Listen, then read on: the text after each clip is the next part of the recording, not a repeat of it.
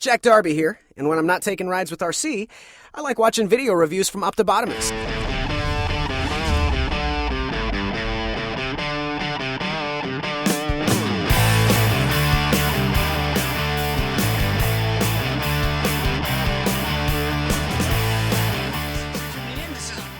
With another video review. After searching high and low, far and wide, today at my local Toys R Us, I finally found the Transformers Prime Robots in Disguise Dreadwing. Now this is the new, well, Voyager class, but it's the Powerizer. You got a really cool picture of Dreadwing right there. Flip around here on the other side, you got a little bit of a bio read up on him. You got his tech specs. Coming up to the top, it says Dreadwing. For too long, Dreadwing lived in the shadow of Starscream, but with the Seeker Commander out of favor, he is more than happy to step into his rightful place at the right hand of Megatron. His power and intelligence have always been dangerous, but with the Decepticon Legion at his command, the very survival of the Autobots is in question. Now, many of you know that he is basically the twin brother of Skyquake. Unfortunately died early on in the series, but we are getting a Skyquake version repaint of this guy, which I'm really super excited about. Flip around here on the back, you see the fighter jet mode. Now you can press and hold to convert his blaster cannon to a magnetar pulse blaster. Okay, whatever. He comes with a sword. So very awesome. This guy I'm very thrilled about. I actually really like the character of Dreadwing. He has a very noble quality about him. I mean, everything about this guy kind of says to me that really he could very well be an Autobot, just with a nudge in the right direction to kind of get him away from the evil side of things. But very cool. The box is damaged, but when I saw it at Toys R Us, I didn't really care. I just grabbed it. So let's get him open and see how cool he actually is. Guys, so here we have Dreadwing open up out of its packaging and naturally starting things off in his vehicle mode, which is basically a modified F-35, at least from what things like Wikipedia tell me. And for the most part, he looks okay from, like, say, this angle. This looks really good. And just focusing on this, one thing that I absolutely love, I love the gold paint on here. That's absolutely gorgeous. You got a really nice Decepticon logo here on both of the wings. And this gold paint just really highlights things and really captures a really cool look. The blue on here is obviously very accurate to how he looks in the cartoon and very cool looking. Now, for his weapon placement, you have different options, I guess. On the top here, you can take this and you can plug this in right there. This is his gun gimmick, and obviously you can see that it lights up. That looks really ridiculous, if you ask me. I guess you could kind of, well, not even really, because the holes down here, well, you can do it, but again, it's not going to sit very well. And then the sword, you can plug here on the bottom. And I don't know why you would want a sword hanging out from underneath your wing if you're a jet, but I guess you can do that. And then, of course, same thing here. You can point it there, but again, I don't know why you would want to do that, but you know, that's an option there for you. Now, the biggest problem that I have is that from every other angle except for this one, he looks terrible. That's really kind of ugly and clunky. You look down here, it's just a giant mess. I'm going to take his landing gear and tuck that away. That's these are his hips. These are ugly. From the back, you got his hands hanging out here, which doesn't bug me all that much. Maybe if it was painted a little bit better, it would, you know, conceal a little nicer and not look as bad. But every other angle except for the top really is unattractive on this guy. It's really just a mesh of junk. And we've gotten some jets before that have looked bad, but we've also gotten some that really can look good. And this one definitely doesn't look good. I really think that if you did something with this, the hip section, it could probably look better, but still in general, it's not really all that eye-pleasing, if you ask me. In addition to that, his nose cone is a very soft kind of rubber These are very soft rubber, and due to the way that he's actually packaged, you can see that it warped this one. Looking at it from this angle, I think it looks a little bit better. This one should be kind of like bent out a little bit more, but these are very soft, very flimsy. You got these little bits here, which will be his knee pads. Those are also very soft. And then these bits right here are a soft rubber. So it's really unimpressive, if you ask me. It really is a very depressing kind of jet mode, and really doesn't impress me all that much. Like I said, the top looks fantastic, but everything else from just about every other angle just really kind of, and I'm just flipping it around so that you can kind of get every angle, it just really doesn't look all that good. I mean, like I said, this being one of the biggest, ugliest detractors of the whole thing. Now, the transformation form isn't all that bad. It's actually kind of fun. Usually, I'll flip these around, just like so, and then come around here. You have to kind of separate these little bits on the sides, and then do a little wiggling to pop out the joints down here, because all this tabs up in here nicely and securely, but you gotta squeeze a little bit. There we go. Pull that out. Then you can rotate these down. You can plug these together, straighten these out. This you just rotate up and around, and then you actually push them in just to kind of keep them a little bit closer to the body. The feet here just rotate out just like so, and here you have the lower section of them done. And look, oh, it's a Gerwalk mode. For some reason people like Gerwalk modes, I guess. Come around here to these arms. These are going to untab, and then just straighten these out just like so. And this whole section here is kind of a cluster flub. Kind of lift this up like that, kind of angle these up, just pulling them away from the body like so. And then you want to extend all this out, and then separate these bits right here from the side of them. You kind of have to lift and tug on them just to separate them, and then these are going to rotate out. Yeah, come on. Come on, there we go, just like so. You can take the head, you can flop this out, and then rotate that around like so. And then this is actually kind of interesting. You want to take this section here, hopefully you guys can see this, and this bottom section here is actually going to separate just like so, and then rotate out, and then actually slide up here. This side's a little bit easier to do. So this rotates up and then slides forward. You know, if I can do it, there we go. This one's a little bit more tricky because you got this bit in the way for some reason, and then slides up like so. Fold this all the way down, take this nose cone. This is actually going to tuck up underneath here once you pull that out, and then that tucks up underneath. Rotate this all the way around, and you got a big giant mess. But everything really does come together fairly nicely, if you ask me. These are on all joints, so you just separate this, bring this up, bring this down, and this is going to tab right inside there. Kind of straighten all this, angle that back, bring the head down. Then again, this back part here is probably going to be one of the most tricky aspects of it, keeping these up. These like flopping down, and then keep these arms kind of out of the way. You need to rotate these down, kind of keep this down for right now. These rotate down.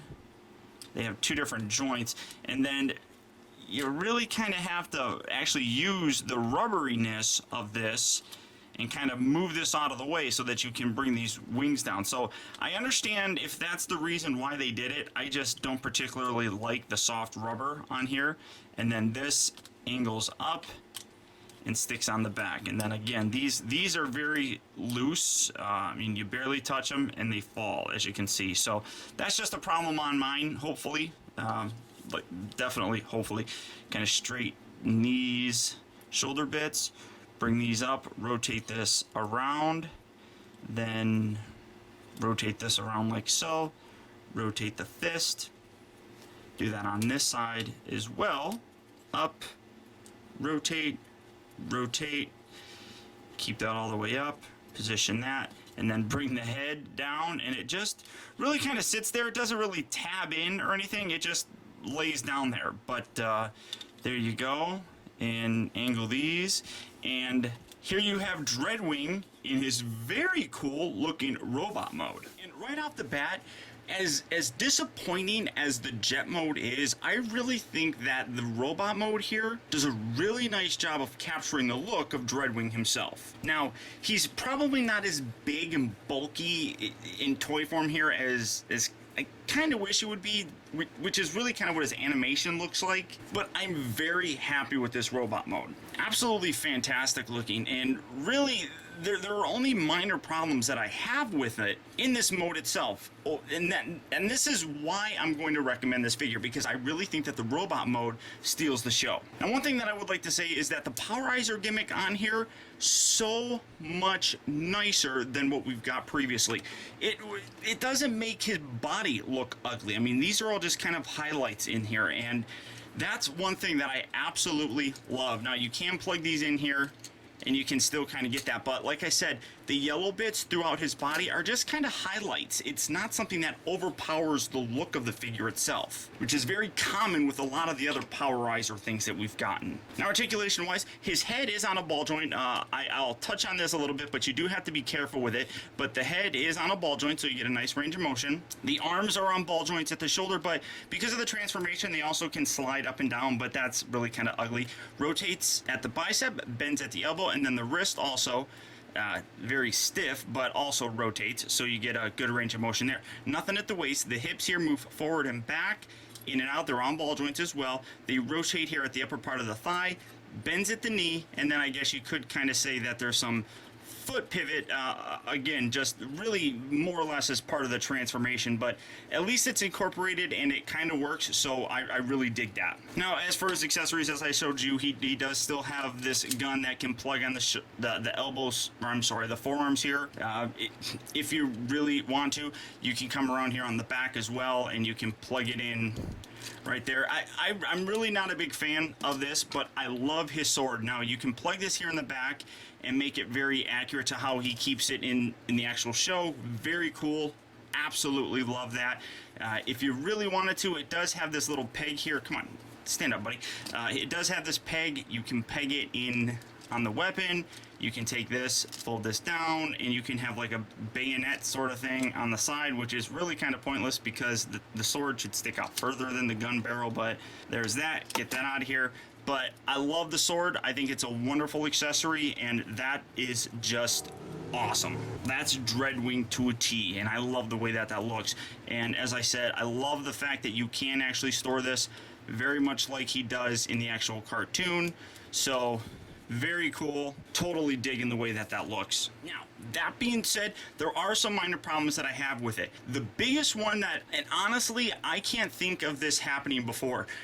This entire head, with the exception of the very small light piping here in the back, this entire head is all rubber, kind of a soft rubber where you can actually flex it. Now, the problem with that is that the eyes are kind of elongated pegs, kind of going along with the light piping. So if you rotate this around, you could very easily break the eyes off. And I actually know a friend of mine who did do that just by rotating the head. The head is on a very stiff ball joint, and his was as well. And then in rotating it, he actually snapped off the eyes on the inside here, because in doing so, rotating that around, you can see where doing it would put pressure on that and could very easily snap that. I've never really seen a Transformer with a completely rubber head, so that's extremely disappointing if you ask me. Now, the reason they might be doing it is because this is going to be recolored as Skyquake, and it's probably cheaper to do a rubber replacement head as opposed to a full-on plastic replacement head for this guy, but that just says cheap if you ask me. And I appreciate that we're actually going to be able to get both of these figures here, at least in the United States, and Hasbro's going to be giving them to us. But really, if you ask me, there's no excuse for that. That's really, really bad. I don't care what the economy is. I don't care what the cost of figures is going to be. That's just lame, in my opinion. The soft rubber down here on his knee pads, the soft rubber on this right here, on the shoulder bits, I can all excuse that. It's all fine for me. A rubber head though, just there's no purpose for it if you ask me. In addition to that kind of major, well major for me problem, I guess, the same problem that we have with this is that he suffers from a little bit lack of paint applications. That's not nearly as bad as the head issue, and as you can see, this really doesn't lock down anything, and that's kind of stupid. You got like the hands and everything. I really wish there was some kind of a wash done on those. I mean, it could just look a whole lot better, and it's entirely possible that I may do it myself. I really liked how my Megatron turned out, so I might do that with Dreadwing here. Maybe do like a little silver paint on the just the regular light gray plastic. That could really help it, but again, that's a minor nitpick, and it's kind of something we're getting used to, I suppose. But this figure really, I think, looks terrific. It's Dreadwing. It's a great character. I love the character, and I think the toy actually really captures it here, at least in robot mode. Now, transformation back, you just get this out of the way. I'm going to take this, rotate this down, and again, you're going to kind of lift these over, and you do have to move these, and like I said, if that's why they actually made these soft, I can totally get behind that, have no problem with that at all. Kind of lift that up, come around here to the torso, separate that. You're gonna just fold everything out so it's exploded, come around to his legs, fold this down, fold that down, rotate these out like so, and we're just gonna kind of leave them like that. Zooming up to the top, we're gonna just bring these arms down, getting them out of the way. Fold this bit here, straighten out his head. Again, you really kind of want to grab it on the sides right around here when you're rotating his head, just so you may minimize the breaking of his eyes. Kind of get these out of the way. A lot of this transformation is getting stuff out of the way. That really is all it. Fold that out like so. Fold this up inside here. Take his head, fold his head down and tuck it in, keeping all this again kind of straightened out. Then you want to extend these little bits, do that on both sides, or I'm sorry, I went the other way on this one, just like that, and then bring these together, these peg together nice and tight. Bring these bits up, and keeping all this lined up properly. It's a bit of a pain. It's a bit of a pain, I'll be honest. Fold this back. Come on. Rotate that around. Again, these wings kind of flop around and get in the way, so we're just going to move those out like so. Bring these in. These will then tab on the side right there and right there. It's kind of a tough tab. There we go. Get that in there just like so. Then bring these wings, angle these, and they're just gonna, I'm gonna leave those up, angle these, and they're just gonna they tab in here underneath here, but the tabs don't really hold in all that terrifically, so just kind of push them in there as best as you can. Fold this entire section up like so. Kind of, yeah, see, a lot of this stuff is a floppy mess. Rotate these around, and then bring these all the way in, just like so. Then rotate the forearm around, just like that. And, well, sorry, you actually want to rotate that around so it's like so. And then do that on this side as well. Bring these all the way down, rotate that around like so. These are going to tab together there, and then straighten these out. And then you're gonna see underneath here, there are little tabs that plug into the bottom of his jet thrust thing. So just reach up in there as best as you can. Again, I'm just leaving those out of the way. Then keep everything straight. See, like all this stuff, if you don't keep it straight, everything starts flopping. So there we go. Then bring these legs back and up. So I'm really not doing a very good job today with this. I'm sorry. You have to have it like that. I'm sorry, guys. It's Sunday, and I just watched my Detroit Lions completely suck, so I'm not focused. There are little pegs up in here. You need to push this section up inside there, and then there are another, it's kind of hard to see, but right inside here, there's another little tab that you have to squish everything in, and get that to line up as well, and then tab that in there as well. That's giving a nice push. I'm gonna rotate these out of the way so that it's nice and secure up inside here. And then these little wings here, you just rotate these around, and those kind of tab along the side here of the thrust area. Again, it's kind of a pain in the butt, honestly, to get everything lined up right here. There's a lot of cluster down here, and remember to extend these up to get those to line up. And then you can see where the little hole is right here. That, where is it at? That little peg is going to go in there as well. It's a little pain in the butt, but once you get it, give it a nice little push, bring this around, you're gonna tab that together, and again, that kind of knocked it all. There we go. Give everything a squeeze kind of, and you can rotate these hands around just to kind of hide them a little bit better, I guess.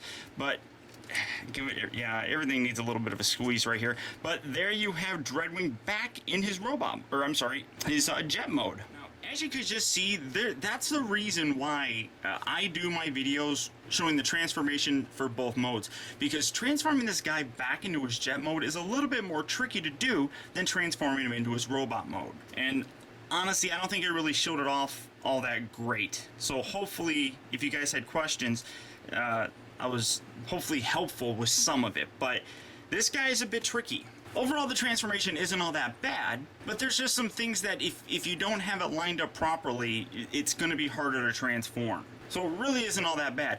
It's, if I were to give a rating, I'd only give this guy like a 5 in terms of his transformation. Maybe a 6. Well, we'll go 6. Half of the transformation is easy and half of it is kind of a pain in the butt.